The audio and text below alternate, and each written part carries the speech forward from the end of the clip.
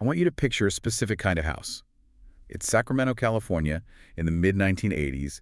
You're walking down F Street, and it's a mix of gritty and kind of genteel, but this one house, number 1426, it really stands out. Oh, it does. It's a classic Victorian. Right. It has that slightly imposing look-high porch, all that decorative trim, and a really well-tended garden.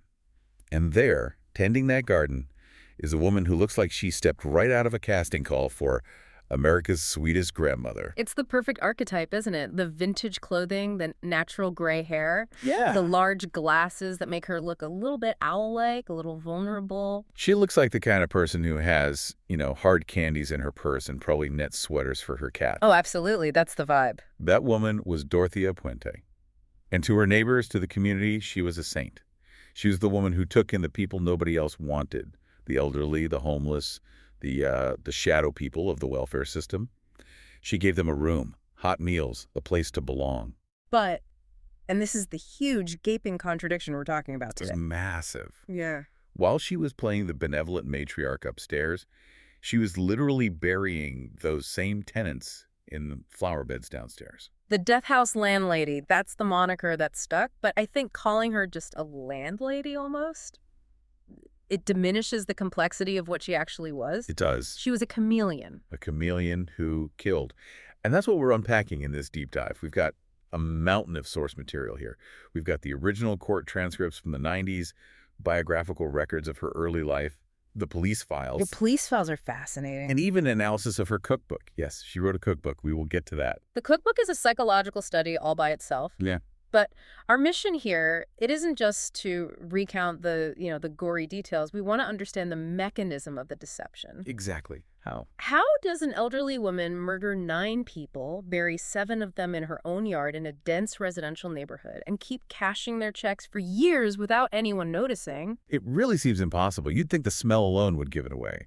Or, the fact that people are just vanishing. But she exploited something very specific, didn't she? She did. She exploited what we call the trust bias. We are socially conditioned to see elderly women as harmless, as nurturing, our brains. They just struggle to process the image of a grandmother wielding a shovel to bury a body. She knew that. She knew that, and she weaponized it. She weaponized her age, her gender, everything about her appearance. And she weaponized the system. Yeah. I was looking at the breakdown of her tenants. These were people on the absolute margins. Mm. But before we get to the bodies in the garden, we have to look at how Dorothea Puente was even created. Because she wasn't born a sweet old lady. No, not at all. She was born Dorothea Helen Gray in 1929 down in Redlands, California. And looking at these biographical notes, her start in life was, well, it was a complete nightmare. It's a textbook case of severe early childhood trauma. We often look for that seed of the serial killer, and in her case, the soil it was planted in was incredibly toxic. Both parents were severe alcoholics. Right. Her father, Jesse James Gray, was reportedly a man of extreme volatility. Volatility is putting it so lightly. Mm-hmm. The records show he would repeatedly threaten suicide right in front of the children. He'd hold a gun to his head and make them watch. Can you imagine being 6 or 7 years old and that is your Tuesday night? It's unimaginable. It instills this profound sense of instability. The child learns that their reality can just be shattered at any second, and then the abandonment starts. Her father died of tuberculosis in 1937. She was only 8. And then her mother, Trudy May, she lost custody of the children the very next year. Right, because of her drinking and her lifestyle. She was a sex worker at the time. And then by the end of 1938, her mother's dead too, a motorcycle accident. So before she even hits puberty, she's an orphan. She's watched her father almost kill himself, then die. She's lost her mother to the state and then to death. It's just loss after loss after loss. And then she enters the system. She and her siblings are sent to an orphanage. And we have to be really clear about the orphanage system of the late 1930s and early 40s. This wasn't some therapeutic environment. No, it was warehouse. It was warehousing, exactly. And the reports we have indicate that she was sexually abused while she was in care. This is where I really want to pause on the psychology of it. Because we see this pattern so often in the cases we look at. The abuse, the total lack of control, the abandonment. How does that translate into the person she became? Because she didn't just become violent. She became a liar. A really, really good one. It's all about control. When your actual reality is that unbearable, when it's filled with abuse and poverty and terror, you learn to construct a new reality. It's a survival mechanism. It's sometimes called mythomania or pathological lying. Right. If you can lie convincingly enough, you can be someone else. You can be someone who matters. You can be someone who's safe. For Dorothea, lying wasn't really a vice. It was a shield. It was armor. And she started using that shield very early. She got married at 16, right at the end of World War II, to a soldier named Fred McFall. But she couldn't play house for very long. Yeah. They had 2 daughters, but she didn't raise them. She sent one to live with relatives in Sacramento and put the other one up for adoption. And that's a really critical data point, isn't it? It shows this profound detachment from the maternal instinct that she would later pantomime so well. Oh, that's a good word for it, pantomime. She abandoned her own children, yet decades later, she would demand to be called mama by her tenants. It's a performance of motherhood, but it's completely devoid of the actual responsibility. And the criminal record starts around here, too. 1948, she's arrested in Riverside, forgery, buying women's accessories with bad checks. It's petty crime, but it sets the pattern. It does. I want something. I don't have the money, so I will use a piece of paper, a lie, to get it. But the lies get so much bigger. In 1952, she marries Axel Brand Johansson. He's a merchant seaman. But she doesn't tell him, "Hi, I'm Dorothea Gray, a high school dropout from Redlands with a forgery conviction." No. Not even close. She invents this completely wild persona. She calls herself Teya Singoalla Neyaarda. Teya Singoalla Neyaarda. I had to practice that one. Me too. It's so theatrical. And she claimed to be a Muslim woman of Egyptian and Israeli descent. Now, you have to think about this. This is 1952. A white woman from Southern California convincing people she is an Egyptian Israeli Muslim named Teya. That takes a level of confidence that Yeah. it just borders on delusion. How did she possibly pull that off? Well, people were less traveled then. There was no internet to fact-check her, no Google, and she clearly played on the exoticism of it all. If she acted mysterious and foreign, people bought it. It made her special. It made her special, and it separated her from the trauma of being Dorothea Gray. But she wasn't just telling stories. I mean, she was bleeding Johansson dry. He'd be away at sea for months, and she was at home gambling his money away, inviting other men over. She viewed people as resources. She always did. Johansson was a paycheck. When the money ran out or he just became inconvenient, the mask would slip. And it slipped in a big way in 1960. She was arrested for running a bookkeeping firm that was actually a front for a brothel. A bookkeeping brothel. She really was an entrepreneur of vice, wasn't she? She was. And that arrest led to her first major institutionalization. In 1961, Johansson finally had enough. He'd caught her and he had her committed to DeWitt State Hospital. The doctors there observed her for weeks. They saw the drinking, the wild mood swings, the constant fabrication. And what did they diagnose her with? A pathological liar with an unstable personality. They nailed it in 1961. It's written right there in the file. But the tragedy is that this diagnosis, this label, it didn't follow her in a way that protected the public. She got out. She divorced Johansson in 1966, but kept his name for a little while, calling herself Sharon Johansson. And she starts a new persona. A new one. She started pretending to be a devout Christian nurse. Notice the shift. She goes from the exotic, mysterious Teya to the pious, caring Sharon. She is A/B testing personas to see which one gets her what she wants. That's a great way to put it. And the nurse persona is so powerful, it commands immediate trust. Then in 1968, she marries Roberto Jose Puente. He was much younger, right? Yeah, 19 years younger. The marriage was predictably volatile and only lasted 16 months. But she got something very, very valuable out of it. His last name? His last name. She became Dorothea Puente. And even though they divorced, she kept that name for the rest of her life. It sounded established. It sounded respectable. And this brings us to the Sacramento era, the 1970s and 80s. She secures this large 2-story Victorian house at 1426 F Street. And this is where she begins to construct the saint persona in earnest. It wasn't just about the clothes, though the clothes were a huge part of it. The transformation was total. It was a conscious decision. She stopped dyeing her hair, letting it go completely gray. She started wearing these loose vintage dresses that hid her figure. She bought those enormous, thick-rimmed glasses. She was actively aging herself up. Yes, she wanted to look frail. She wanted to look like a relic of a kinder, gentler time. But she didn't just sit on the porch looking the part. She hustled. She embedded herself in the local political and social scene. She was a donor, or at least she pretended to be. Right. She gave money to charities. She sponsored scholarships. She even had politicians over for dinners at the house. She became this fixture in the Hispanic community, despite not being Hispanic herself. And she did it by filling this massive void in the social safety net. And this is the part that's really uncomfortable to admit. In a twisted way, she was useful. She was. Sacramento, like a lot of cities in the 80s, had a crisis of care for the indigent. You had the deinstitutionalization of mental health patients happening, which basically pushed thousands of people out of hospitals and onto the streets. And social workers were just drowning in caseloads. Drowning. And here comes Dorothea Puente. She says, send them to me. I'll take them. Exactly. She marketed herself as the solution.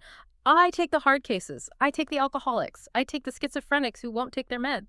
And if you are a social worker with 50 cases and absolutely nowhere to put a difficult client, Dorothea Puente looks like a miracle. You don't want to look too closely at the miracle. You don't, because you need it to be true. But there were cracks.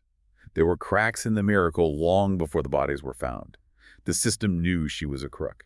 In 1978, she was actually convicted of illegally cashing 34 state and federal checks that belonged to her tenants. 34 checks. Yeah. This wasn't a one-time clerical error. This was systematic fraud. Yeah. She was sentenced to 5 years probation and ordered to pay restitution. But it didn't stop her. The same persona was just a cover for a predator. And then the violence starts to creep in. In 1982, she was charged with drugging people.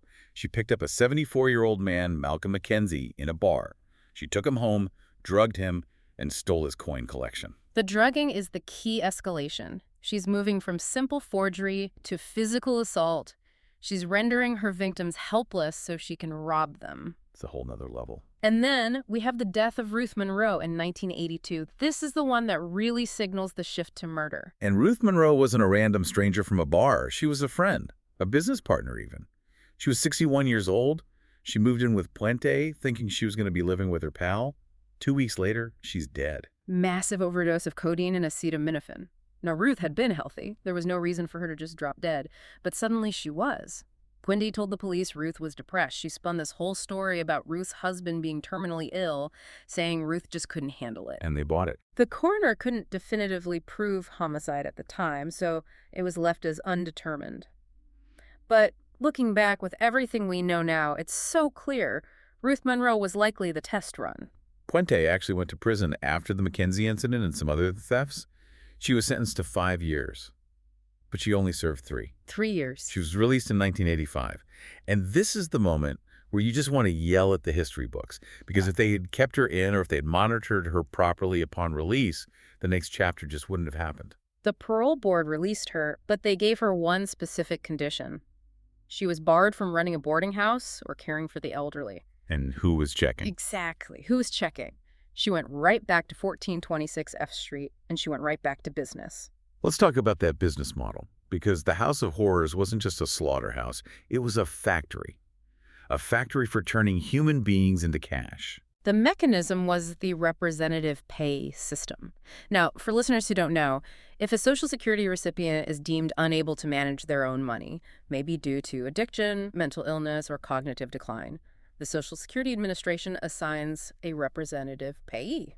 And that person receives the checks and pays the bills for them. Right. And Puente made damn sure she was that payee. She controlled the mailbox. She controlled the signature. And once she established total control over the finances, the person attached to that check became extraneous. In fact, the person was a liability. They ate food, they took up space, they could complain or wander off. A dead tenant, however. A dead tenant costs nothing. And as long as the Social Security Administration thinks they are alive, the check keeps coming in the mail every month. It's so chillingly rational from a purely economic standpoint. Kill the expense, keep the revenue.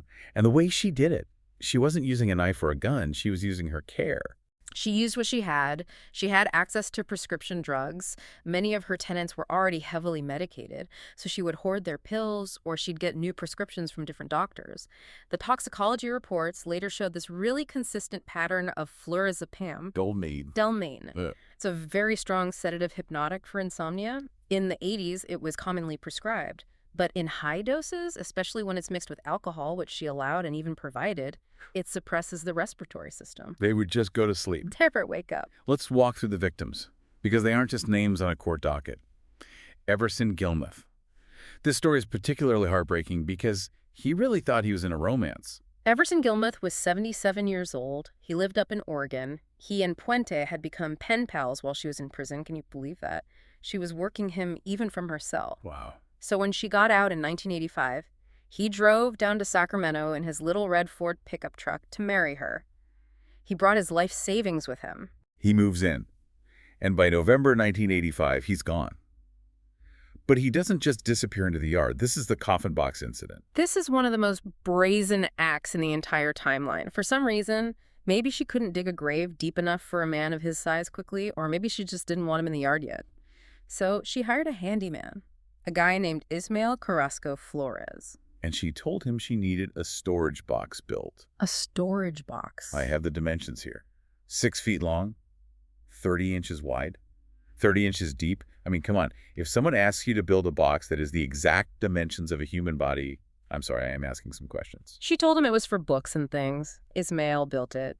Then she asked him to help her move it and dump it. It was nailed shut. It weighed over 300 pounds. And she tells him it's just junk. Just junk she needed to get rid of. They loaded this junk into Gillmouth's own truck, which he was now driving, and they drove north to Sutter County. Can you just imagine that car ride? You're the handyman. You're driving with this sweet old lady. There is a box in the back that smells like mothballs and decay, and she's just chatting away like it's a trip to the grocery store. They dumped it on a riverbank. A fisherman found it on New Year's Day, 1986.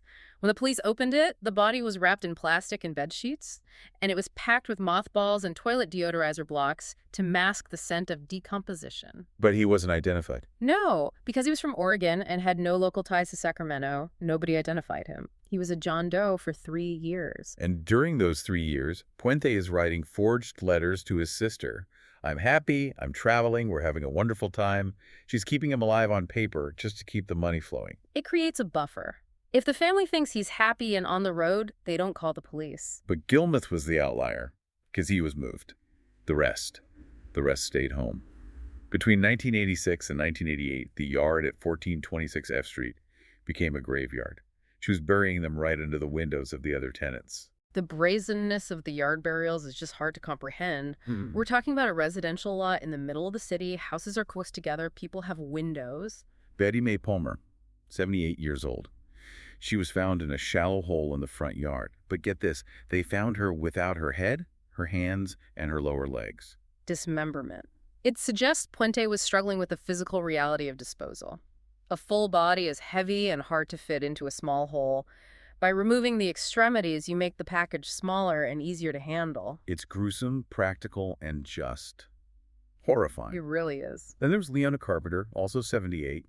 She was discharged from a hospital right into Puente's boarding house. She was sick, vulnerable. She died of an overdose and went straight into the ground. And James Gallup, 62. This one gets to me. He had survived a heart attack and had a brain tumor operation. He was terrified the tumor had come back. And Puente told him, "Oh, I spoke to the doctor. The tumor's benign. You're fine." She gave him hope. She gave him false hope so he wouldn't go back to the hospital where doctors might notice he was being systematically drugged. Then she killed him and buried him. And then, this is the detail that feels like it's straight out of a horror movie, she had a gazebo built over the spot. A gazebo? A place to sit and drink tea directly on top of James Gallup's body. It serves a dual purpose. It's an amenity for the house, adding to that charming boarding house aesthetic. But more importantly, it caps the grave.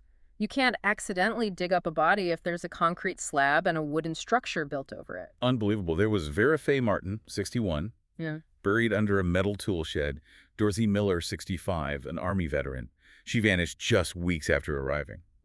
Puente hired a carpet cleaner to scrub a foul-smelling slime out of Miller's room. That was almost certainly decomposition fluid. It seems she kept the bodies in the rooms for days sometimes, likely until she could figure out the logistics of the burial at night. And Benjamin Fink, 55. He was kind of the town drunk character in her narrative. He was struggling with severe alcoholism. And just before he disappeared, Puente went out and bought 12 bags of cement. Fink was found wrapped in a bedspread, secured with duct tape. She had poured a concrete slab right over him in the side yard, and she told the other tenants she was just fixing up the property. But how is she digging all these holes? I mean, she's an old woman with a bad back. She used the tenants. She was a master delegator. She'd ask one of her tenants to dig a hole for a new fruit tree or a trench for plumbing. Then she'd send them away on an errand, dump the body in and fill it in partially. Or she'd hire day laborers for the heavy lifting, then finish the job herself under cover of darkness. The neighbors must have smelled something. You cannot have 7 bodies decomposing in shallow graves without a scent. Oh, they did. Neighbors complained constantly about a sweet, sickly smell, like rotting fruit or backed up sewage. But Puente had an answer for everything. It's the old sewer lines. The city really needs to fix them. Or, her favorite. The fertilizer. Oh, that's just the fish emulsion fertilizer I use for my prize-winning roses. Which is clever. Because fish emulsion smells terrible and organic. It masks the scent of death with the scent of gardening. She was always one step ahead. Until she got sloppy. Or rather, until she underestimated the persistence of one particular social worker. Enter Alvaro Bert Montoya. Bert was 51, but he functioned at a much younger level intellectually. He had schizophrenia and developmental disabilities. He called Dorothea Mama.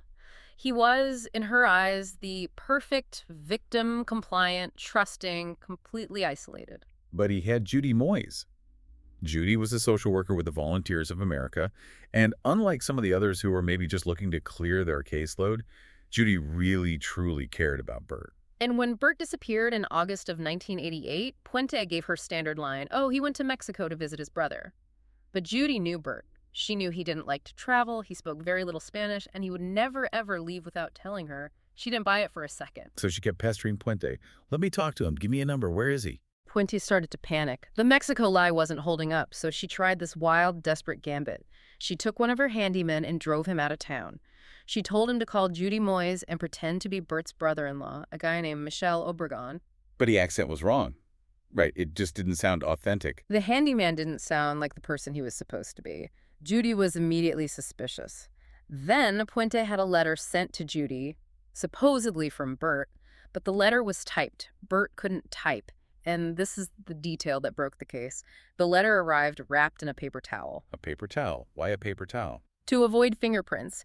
Puente was trying to be clever, but normal people don't mail letters wrapped in paper towels. It was such a bizarre, paranoid action that it confirmed to Judy that something deeply nefarious was happening. She called the police. She filed a missing persons report. And that brings us to November 11th, 1988. Police Detective John Cabrera and his team arrive at the house. And it's just a welfare check. They are not expecting to find a serial killer. They walk in, and Puente is the picture of calm.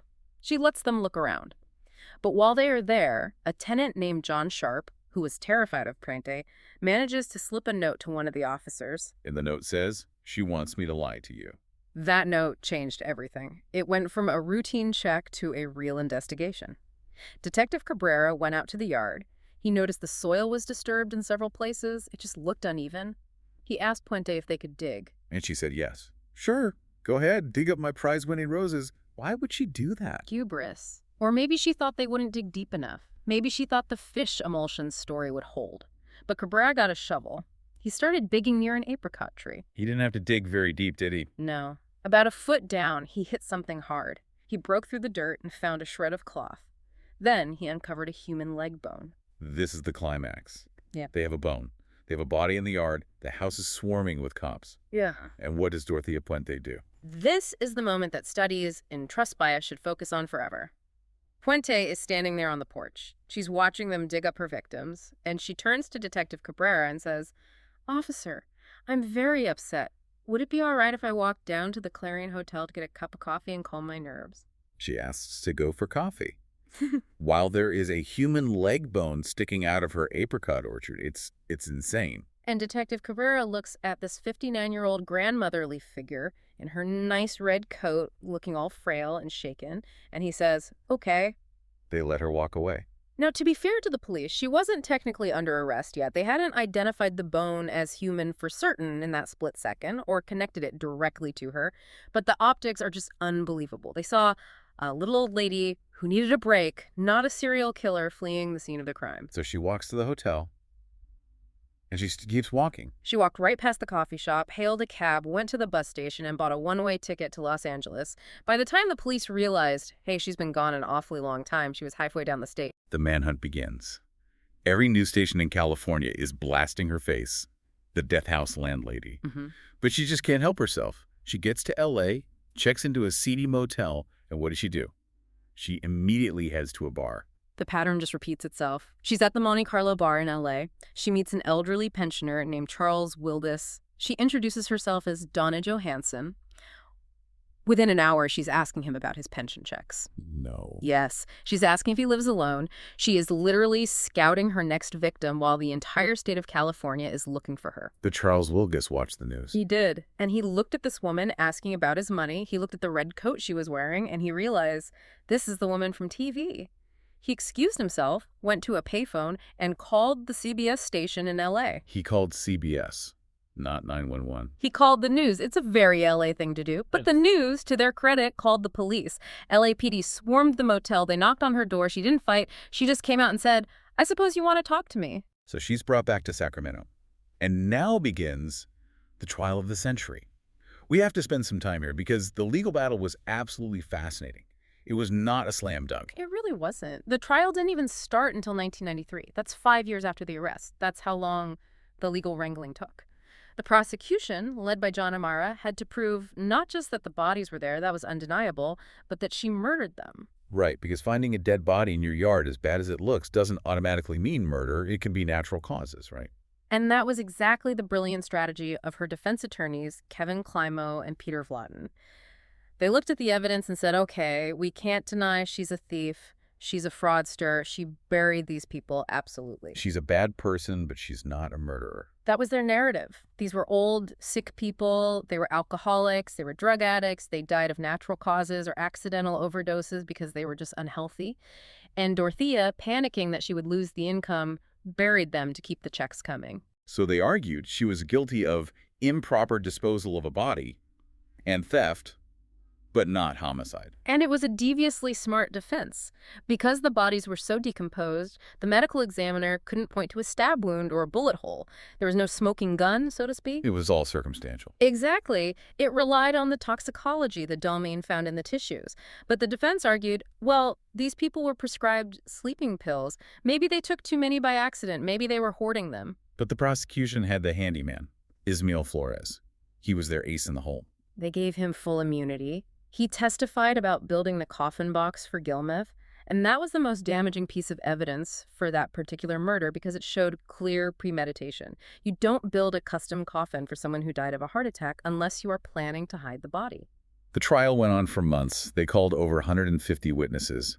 The jury was sequestered. And when they finally came back with a verdict, it was a total mess. It was a partial deadlock. And this is crucial to understanding how effective that sweet old grandmother defense really was. The jury convicted her of 3 murders: Benjamin Fink, Leona Carpenter, and Dorothy Miller. These were the cases where the evidence of Dalmain overdose and the circumstances were just the strongest. But they deadlocked on the other 6, including Everson Gillmouth in the coffin box. They couldn't agree. Some jurors just could not get past reasonable doubt. They couldn't be 100% sure she killed them versus just finding them dead and panicking. It shows how difficult it is to convict on circumstantial evidence, especially when the defendant looks like Mrs. Doubtfire. So she's convicted of 3 counts of first-degree murder. Now comes the penalty phase. And the prosecutor, John Amara, he wants the gas chamber.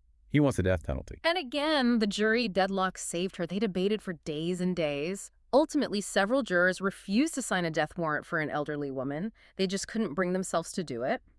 The optics won again. So she was sentenced to life in prison without the possibility of parole. She goes to the Central California Women's Facility in Coachella. She's in her 60s. You'd think she would just fade away into prison history. But Dorothea Puente had one more act. Of course she did. Her narcissism just wouldn't allow her to fade away. She maintained her innocence to anyone and everyone who would listen. She insisted she was a saint who was persecuted by the system. And then, in 2004, she engaged in one of the most surreal publicity stunts in criminal history. She released a cookbook. A cookbook? Cooking with a Serial Killer. I have the title right here. It's actually called Cooking with a Serial Killer. Recipes from Dorothea Puente. She corresponded with this publisher named Shane Bugbee. She sent him her recipes from prison, things like tamales, pork roast, burritos. She also sent him poems and drawings she'd made. Just imagine making a burrito from a recipe written by a woman who poisoned her house guests. It is the height of dark irony. It's more than irony, it's pure pathology. She wanted to be remembered as a nurturer. Food was her tool. It was how she lured people in. It was how she drugged them. And in the end, it was how she wanted to be defined. I wasn't a killer. I was a cook. And the house, 1426 F Street, is still there. I looked it up on Google Maps. It's a nice-looking place now. It is. It's a duplex. Hmm. For a while, it was empty. Then a couple bought it, knowing the full history. And they actually leaned into it. They put up a sign that said, "The public is invited to keep out." They even put a mannequin on the porch that looked like Dorothea. That is bold. It's become a piece of Sacramento dark folklore. People take tours. It's a physical monument to the crime. Dorothea Puente died in prison in 2011. She was 82 years old. Which is, ironically, the same age or older than many of the people she killed. She got to live out the full lifespan that she stole from them. So we've gone from the orphanage to the Victorian house to the garden to the prison cell. When you step back and look at this entire unbelievable saga, what is the piece that really sticks with you? For me, it's the failure of the safety net. We like to think of serial killers as these evil geniuses who outsmart the police. Puente wasn't a genius. She was sloppy. She left a paper trail a mile wide. The reason she succeeded for so long wasn't because she was brilliant. It was because her victims were invisible. Society just didn't look for them. Exactly. If she had been killing wealthy, young socialites with concerned families, she would have been caught in a week. But she was killing the people we walk past on the street without making eye contact. The system, the social workers, the police, even the neighbors, they were all too happy to have someone else deal with the problem people. She was providing a service. She was a disposal system for the unwanted, and that is a much harder, much more uncomfortable truth to face than just one bad woman did a terrible thing. It forces us to ask, are we complicit? By underfunding social services, by ignoring the mentally ill, by warehousing the elderly, did we create the perfect environment where Dorothea Puente could thrive? I think the answer is, on some level, yes. Predators hunt where the prey is vulnerable, and we left the gate wide open. That is a heavy thought to end on, but it feels like the right one. Before we go, I want to leave you with a question. Dorothea Puente operated in plain sight for nearly a decade. She was the nice lady on the corner. So the next time you drive past a quiet boarding house or you see a care home sign in a window with drawn lace curtains, ask yourself, how much do we really know about who is watching the watchers? And how many other invisible people are disappearing right now, and we're all just grateful that we don't have to ask where they went. Thank you for listening to The Deep Dive. Stay curious, stay critical, and maybe check in on your neighbors.